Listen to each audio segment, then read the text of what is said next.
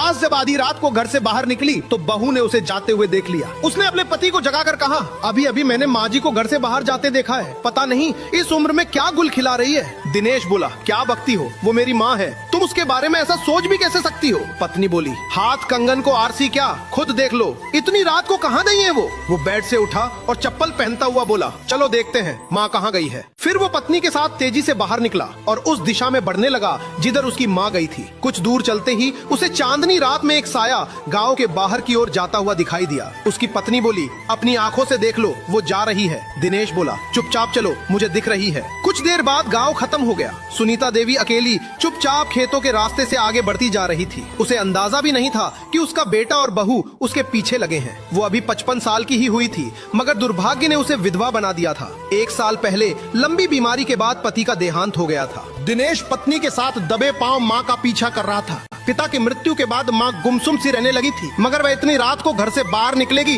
वह सोच भी नहीं सकता था। आज माँ उसे रहस्यमयी दिखाई दे रही थी। कुछ दूर चलने के बाद माँ ने पगडंडी पकड़ ली थी। अब वह एक संकरे से रास्ते से आगे बढ़ने लगी। दिनेश की पत्नी बोली, ये रास्ता तो हमारे खेत की तरफ जाता है। दिनेश गुस्से में बोला, तू बड़बड़ मत कर, मुझे दिख रहा है, माँ शायद खेत में ही जा रही है। पत्नी बोली, देखना तो यह है वह किससे मिलने जा रही है। दिनेश गुस्से में बोला, तेरा बाप बैठा है वहाँ, उसी से मिलने जा रही है। दिनेश का गुस्सा जायज था। माँ के चरित्र पर कोई शंका जाहिर करे तो एक बेटा कैसे सहन कर सकता है। वे दोनों चुपचाप पीछा करते हुए अपने ही खेत में पहुँच गए। उन्होंने देखा माँ अब खेत के कोने में बने शमशान की तरफ बढ़ रही है। दिनेश के खेत में उनका अपना पुश्तैनी शमशान था, जहाँ उसके दादा, परदादा, दादी और पिता को अग्नि दी गई थी। उन सब की चिता पर छोटी छोटी छतरियाँ बनी हुई थी। फिर दिनेश ने देखा माँ शमशान में जाकर एक छतरी के पास बैठ गई। दिनेश की पत्नी बोली, मुझे तो डर लग रहा है जी, माँ जी तो यहाँ भूतों से मिलने आई है। दिनेश कुछ भी नहीं बोला। वह चुपचाप चलकर एक जगह एक पेड़ की ओट में बैठ गया।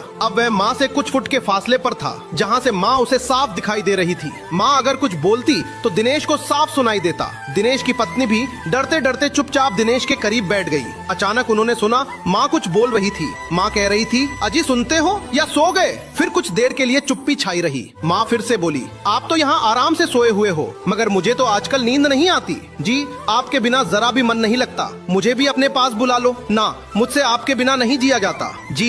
इतना सुनते ही दिनेश की आंखों से आंसू बहने लगे। उसकी पत्नी भी अपने आंसू नहीं रोक पाई, मगर रात होने के कारण उन दोनों को एक दूसरे के आंसू दिखाई नहीं दिए। माँ कह रही थी, अब थक गई हूँ जी, 1 साल हो गया आपको देखे हुए, कुछ देर के लिए चले आओ ना, थोड़ी देर आकर पास ही बैठ जाओ, थोड़ा बोल बतिया लो, बहुत अकेली पड़ गई हूँ मैं आपके बिना, आज तो मेरा मन बहुत उदास है। क्या बात है।